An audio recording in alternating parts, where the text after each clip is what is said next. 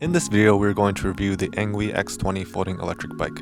We're going to unbox, assemble, go over the controls, test ride, and review the e-bike. The X20 has a 750 watt brushless rear hub motor with a max speed of 31 miles per hour, thumb throttle, dual 14.4 amp hour and 7.8 amp hour batteries with a range of up to 93 miles, triple suspension, hydraulic front and rear disc brakes, 20 by 4-inch tires, headlight, taillight, and weighs 82 pounds. Additional specs can be found in the description section below. Additionally, starting October 16th to 29th, 2023, they are selling 100 annual limited edition X24 and X26 e-bikes. Check out the following videos and link below to purchase these or enter for a chance to win one per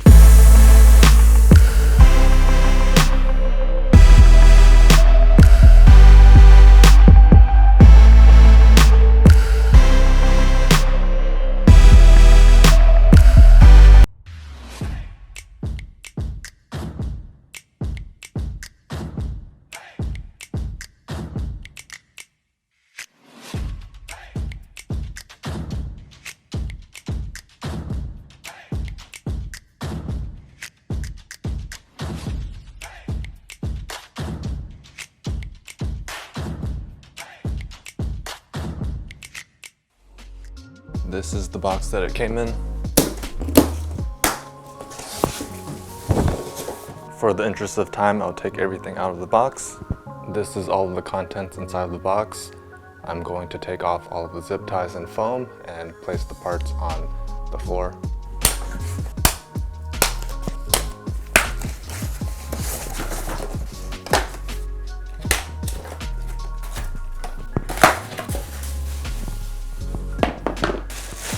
This is everything disassembled. We also have this box over here, and inside we have pedals, clamp for the seat post, a bunch of tools, the instruction manual, and then there's also the charger. This is the instruction manual. You can pause at any time to view this in detail.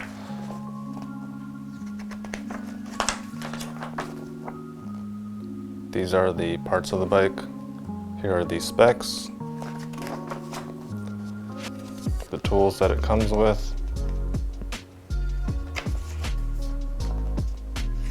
how to install the bike,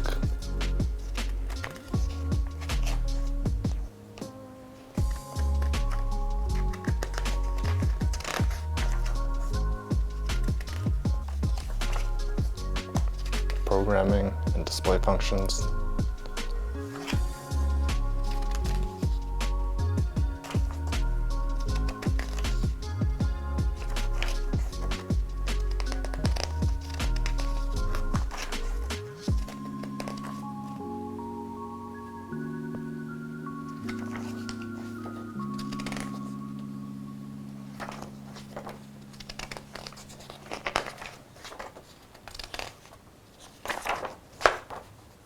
Looking at the instructions, it doesn't say anything about the kickstand, so I'm just taking the kickstand that it came with and taking these bolts off with the Allen key. And it might help to put some thread locker in case this starts unthreading by itself later on. I don't have any on me, but I'll fix it later. You might not be able to see this, but there's a bolt on the other side where I have this Allen key. You can actually adjust the length of this kickstand, so the bike can be leaning closer towards your left, or it could actually be standing higher. The bike is actually upright right now, and if I go too far, the bike is actually leaning on the right side, so you probably don't want to mess with it too much. I'm just going to keep it at its shortest position and then tighten this bolt back here.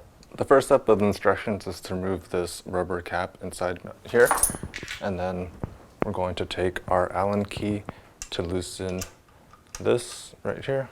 We're going to turn it counterclockwise, and I'm going to show you the reason why. There's also two bolts here that we're going to loosen. Zooming out, by default, the fork is actually backwards. You see this piece right here, that should be facing forward. We have this center bolt loose, and then these two bolts loose. We can twist this around. So this fork needs to be perpendicular with the frame at a 90-degree angle, and this top piece is actually a little tricky. You actually don't lock it like this.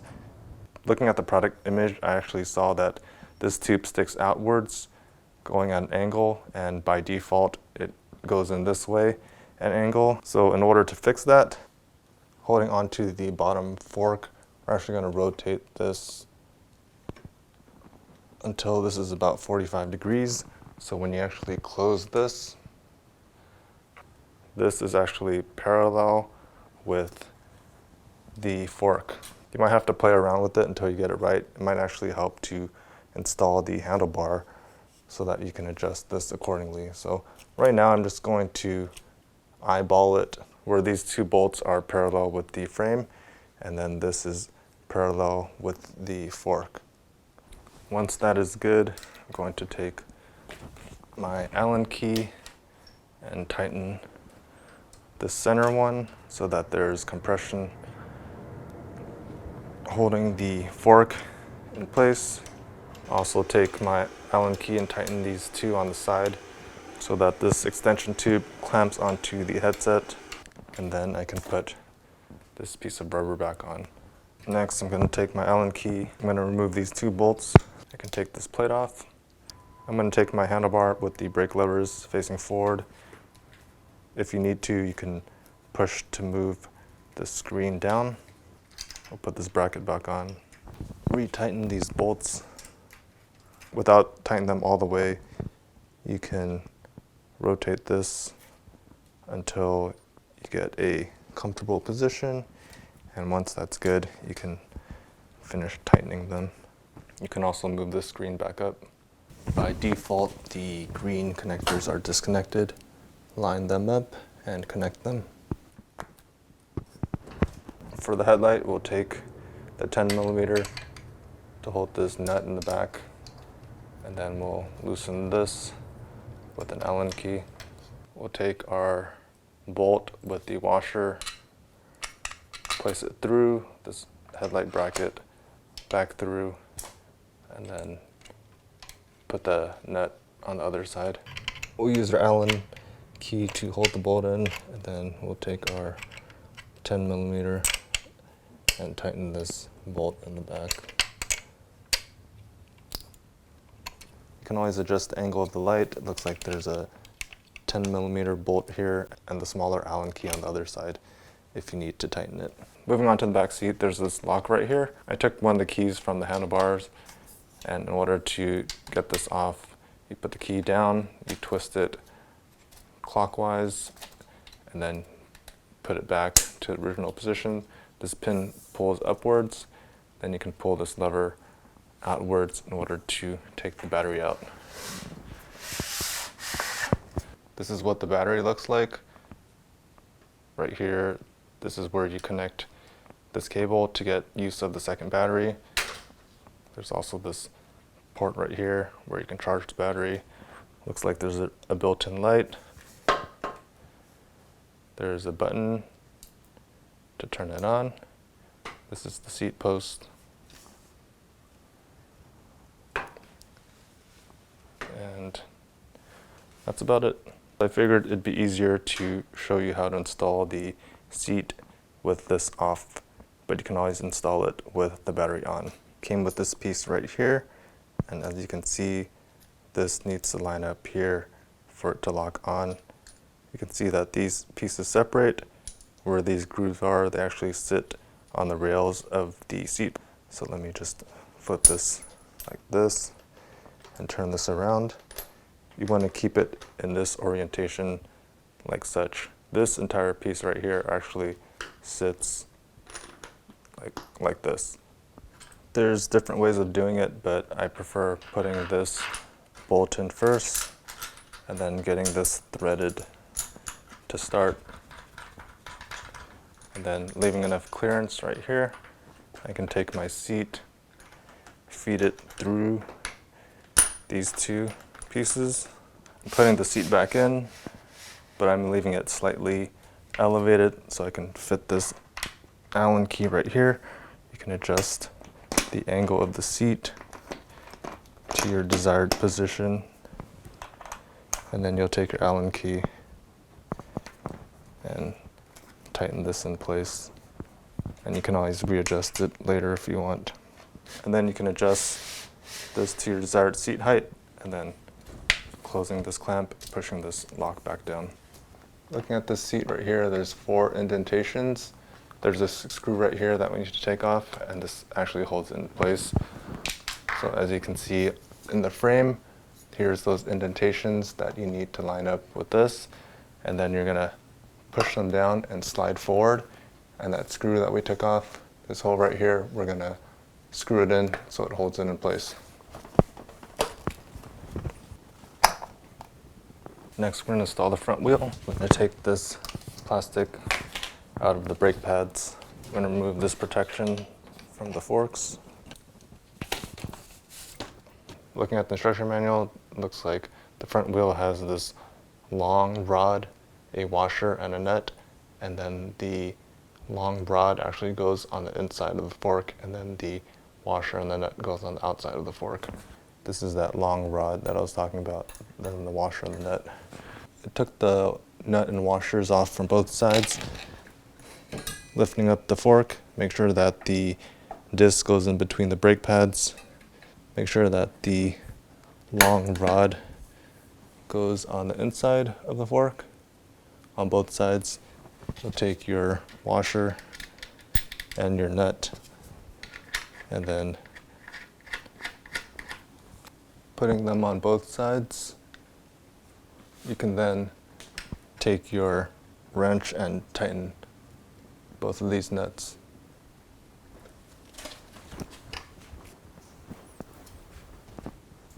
Came with 2 pedals and 2 washers. They're actually directional. So if you look over here, this one says R.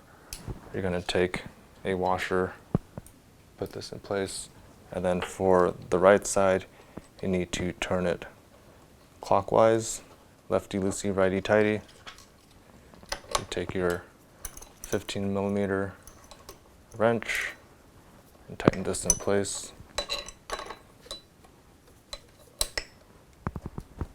For the other side, it's actually the opposite. So it's lefty tighty, righty loosey. If I were facing the other direction, I would turn this counterclockwise to tighten it. These pedals are folding, so you would push it in and pull it upwards. And then to unfold it, you just pull them out. The instructions didn't say anything about a tail light, but there's these that you just take off. Looking at the sticker right here, I think this is the correct orientation. We put our washer and nut back on. The cable can actually hang right there. And we're just using our 8mm to tighten this back on. Notice that there's this cable hanging here. There's 3 pins with a notch out right there. This lines up with the plug on the back of the seat post. So that plugs in, and then you can twist this to lock it in place. And to turn it on, you would just push this button right here if you want to use a second battery. Let's take a look at the internal battery. There's a safety mechanism that you need to pull forward. Then you can pull this lever outwards, flip this 90 degrees, and by default, the battery cannot be removed. It's locked by a pin down here. You'll take your key, put it in this hole right here, and then turn it counterclockwise 180 degrees, and then the battery can be taken out. This is the battery information in case you're interested. This is what it looks like from the side, the bottom, and the top. This is the pin that I was talking about. So when you put your key in 180 degrees, it locks it and also unlocks it. That's as far as it goes. And then this is where you put the key in. These are the contacts, and that's about it. In case you're wondering, can you turn the bike on without the middle battery? The answer is yes. We have this plugged in. We're going to turn it on, and then we'll come up here, push the on button, and this turns on. So let's turn it off. Let's put this battery back in. To put the battery back in, make sure that it's not locked. Turn the frame 90 degrees. Put this back in. Turn the key 180 to lock it back into place. Put this back down. Close the frame, and then lock it up. If you want to make the bike lighter and you don't need that much range, you can take the battery out. But if you want the range, you could put that back in. I'm going to turn this rear battery off, and with just the middle battery, you can see that the bike works. It's currently showing 38%. And then if I turn the rear battery on, now it's showing 41%. I think it might climb all the way to 90%, but if I turn the bike off and then back on, it shows 90%. Just remember that I did not charge the batteries. This is what it came like from factory. Looking at the controls, we have the front hydraulic brake lever. There's a thumb throttle. This is the controls. This is the LCD screen. We have 2 pairs of keys. I already took one of each off. There is the shifter, the rear brake lever, and that's about it. In order to turn this on, we would press and hold the power button. By default, the headlight turns on. So let me just walk you through the controls. It might be hard to see, but this is the power. This is plus, minus, I, and then the light. Here's the battery level. This is the lamp. You can turn it on and off. This is the current speed in miles per hour. This is the pedal assist level. Then there's different displays. If we press I, this shows the total distance in miles by default.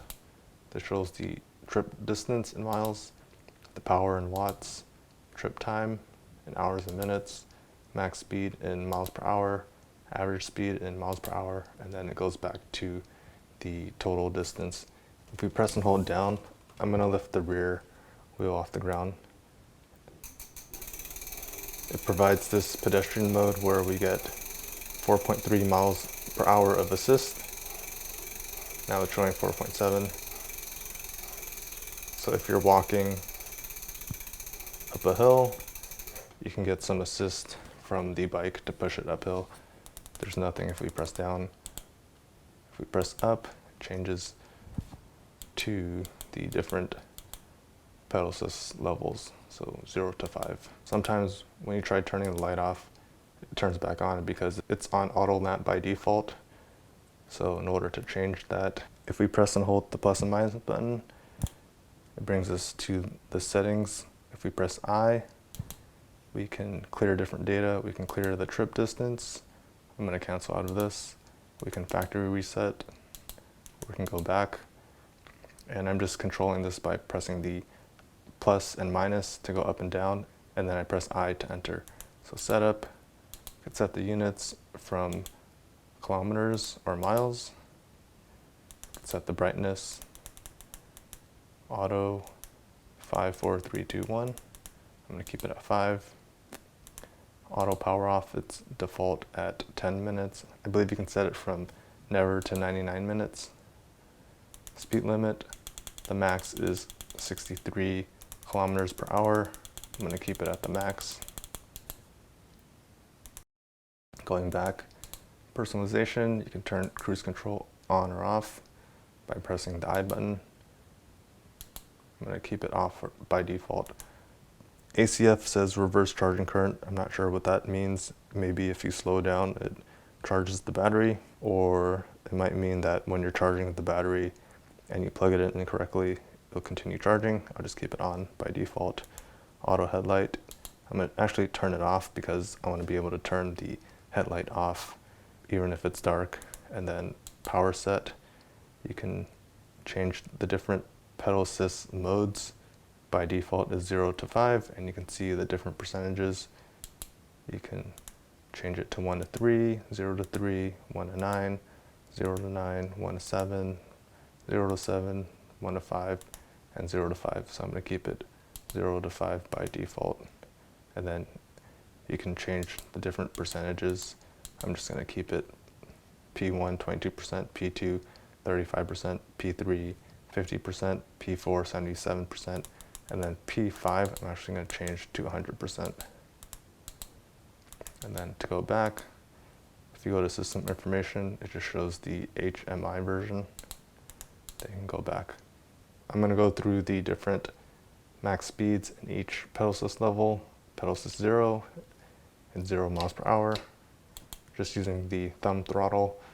Pedal assist 1,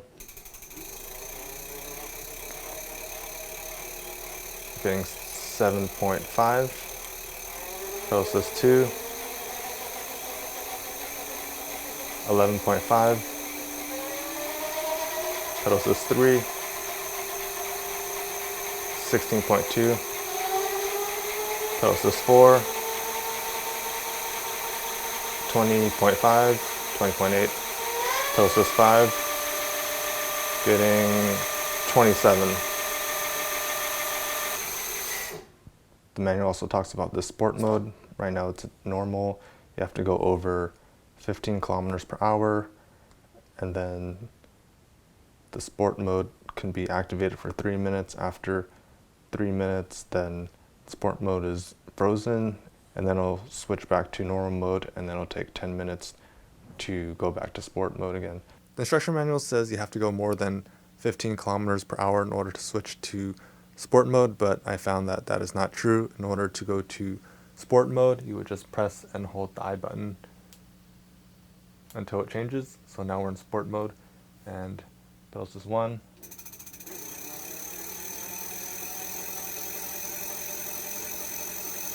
9,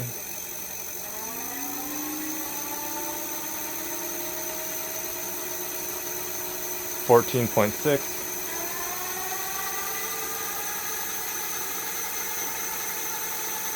19.3, 23.8, 31.6. If I press and hold the I button, it brings us to normal again, and then if I press and hold it again, it brings us to eco mode. I'm going to start at pedal assist 0, nothing happens. Pedal assist 1, 5.3,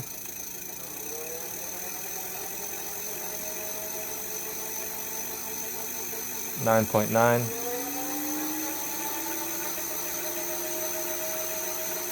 14.3,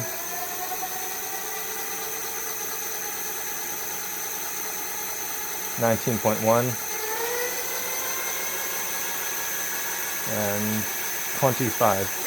You can always change the pedal assist percentages in the settings for each pedal assist level, so this doesn't really matter.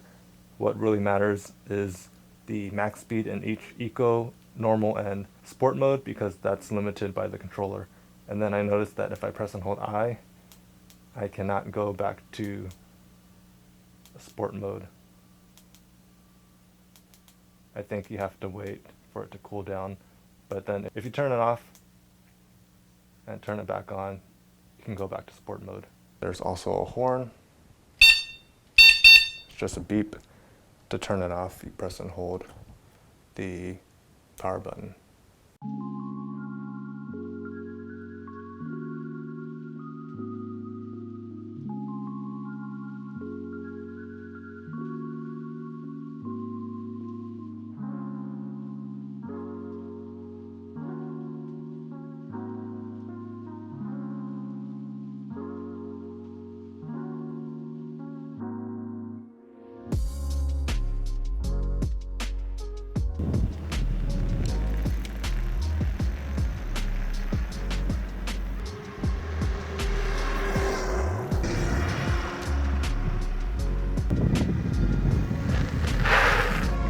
We're going to test the max speed and acceleration in each pedal assist level with the throttle only and then the pedaling only. So for pedal assist 0 with the throttle, it doesn't work. Now we're going to go into pedal assist 1 with the throttle. We're getting 3.7 miles per hour. Pedal assist 2.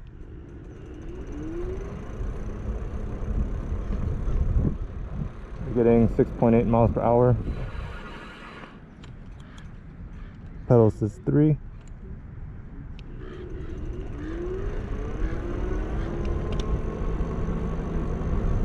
(9.9), 10.3 miles per hour, 10.6. That seems to be the max speed. Pedal assist 4.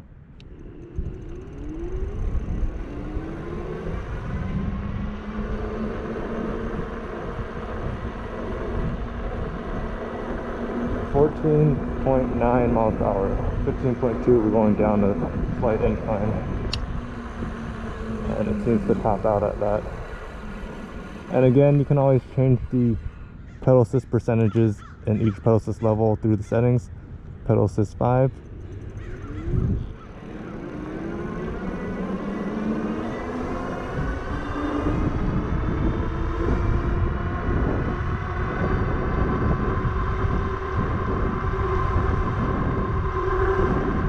(23.9 miles per hour). That seems to be the max right now. And it's not going any higher. Now we're going to check the acceleration max speed of pedal assist 5 in sport mode. We're going to press and hold the I button until it changes to sport mode. Go to pedal assist 5.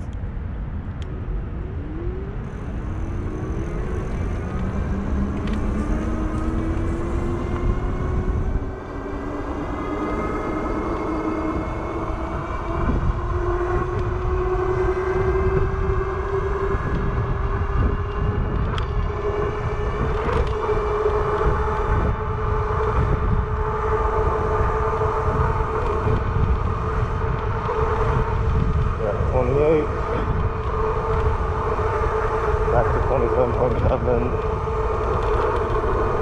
and I think it's going to top out at 28 miles per hour. Now we're going to try eco mode by pressing and holding the I button twice. Now we're in eco mode.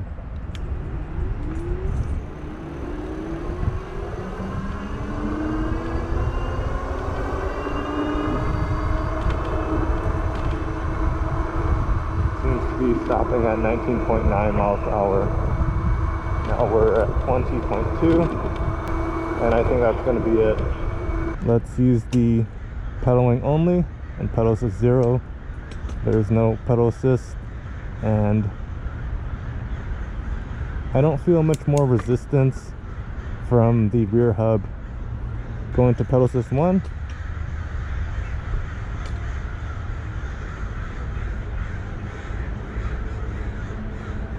I didn't feel much of a pull. When we use the throttle only, we're only getting 3.7 miles per hour. So I think what happened there was that we're pedaling faster than the pedal assist that it would have provided. Pedal assist 2. I felt a little kick, and then it kind of stopped at 8.1.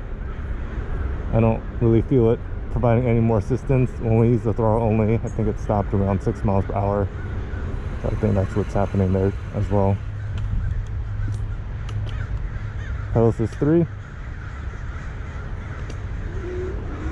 I felt it pull. And we're getting around 11.2 miles per hour. I think that's all we're going to get. Going to pedal assist 4. Felt the motor kick in.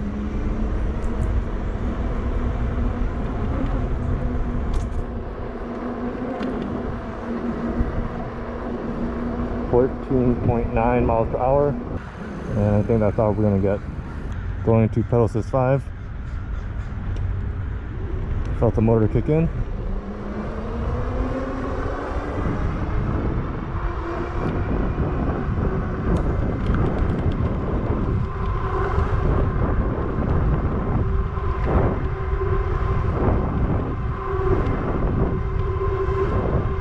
Getting 23.9 miles per hour. And that seems to be it. Now we're going to pedal in pedal assist 5 on sport mode.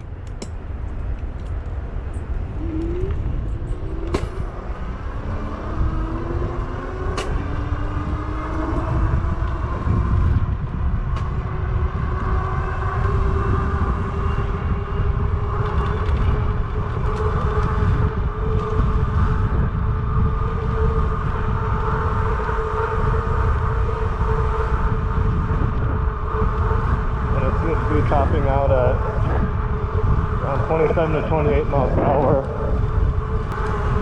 And I think that's going to be it. If I try pedaling more, it doesn't seem to want to go any higher.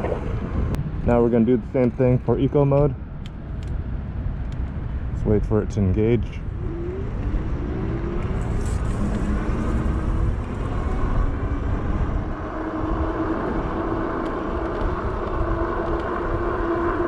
And that seems to be at 21.1 miles per hour. No matter how much harder I pedal, it seems to be holding that speed. On sport mode, without any load, I was able to get 31 miles per hour, but when I'm actually on the bike, I was only able to get 28 miles per hour. It automatically switched from sport mode back to normal mode. I recall the manual saying that sport mode is only good for around 3 minutes, and then you have to wait another 10 minutes for it to cool down. I guess that's to put less stress on the controller. And on normal mode, we can only get around 26 miles per hour instead of that 28. It's not that big of a difference, but that's just something to note, that you're not able to get that max speed. In terms of suspension, there is a front shock that can either be locked where it's solid, or it could be loose. I noticed that when it's locked, there's still a little bit of play, and when it's unlocked, it feels springy. But I believe there's just 2 springs in there. There's no hydraulic fluid.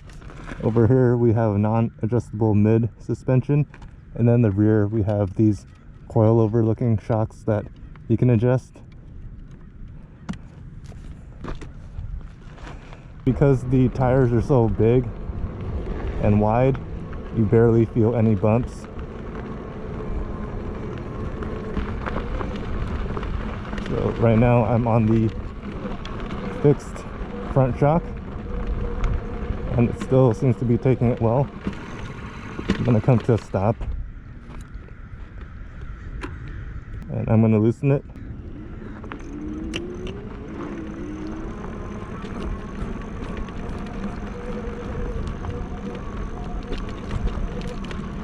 And it's taking these bumps without any issues. I'm going to test the brakes. I'm just going to hit the max speed and then slam on the brakes to see how far or how soon it stops.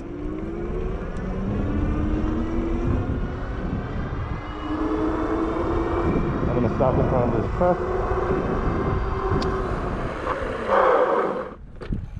And it stopped right before the rear wheel.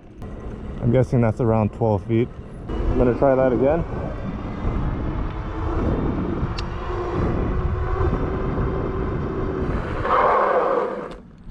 And again, my front tire stopped right before the rear wheel. The brakes actually feel very good. The brakes are hydraulic disc brakes on the front and rear, and they provide a very good amount of stopping power. Having wide fat tires like these probably helps too. I'm going to get right into the review about things I like and then possible suggestions for improvements. Starting with the things I like, there's a lot of suspension parts on this bike. There's front, mid, and rear suspension. So for the front, you can either lock it where this stays stiff, or you can unlock it where this has springs and it can go up and down. This mid suspension here is non-adjustable, but it links this piece right here to this over here, so this can move independently of each other. And then there's this rear suspension back here with levels of adjustability, and that controls where you see this linkage, this arm for the rear tire and the rear seat. So there's just a lot of suspension stuff going on here, and it makes the bike ride very comfortable. There's also 2 seats, but I was a little confused on what the intent of that was. I'm not sure if you're supposed to sit in the front and then have a passenger in the back, because there's nowhere to really put your feet if you're sitting on the back. I guess you could put these BMX pegs here and put your feet there if you have a passenger. And I guess you can always take this seat post out. It's integrated with the battery, and you could sit back here, but then you'll just be really far from the handlebars. But that's doable too. There's also 2 batteries. You can open the frame here and slide the battery out, and there's a battery integrated with the seat post here. I did confirm that you can use either or. If you don't want to use the rear battery, you can turn that off by pushing this button here, and it would just use this battery. There's a cable that connects to the rear battery here, and if you wanted to, you could take this battery out entirely and turn this one on only, and it still works. And this battery weighs around 5 pounds. If you want to take 5 pounds off the bike and you don't need that increased range, you could always take that battery out too. The pedals are also folding, so if you want to save more space, you can fold this and it'll take less of a footprint. And you can always fold the bike up so that it only takes about this much space instead of the entire space. There's also hydraulic front and rear disc brakes, and the stopping power is very good. The display is very bright as well. Moving on to the improvements, I did notice that there is some play with the front shock even when it's fixed.